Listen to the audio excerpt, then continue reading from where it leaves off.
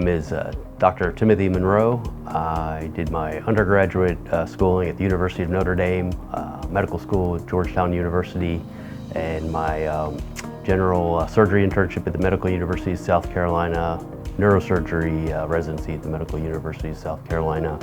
And I'm now a board-certified neurosurgeon with the American Association of Neurologic Surgeons.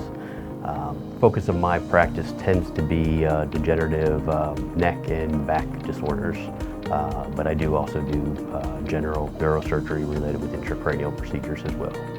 I've been with CONA now since it actually started as a practice approximately 2 years ago. Prior to that, I was with Upstate Spine and Neurosurgery for approximately 5 years.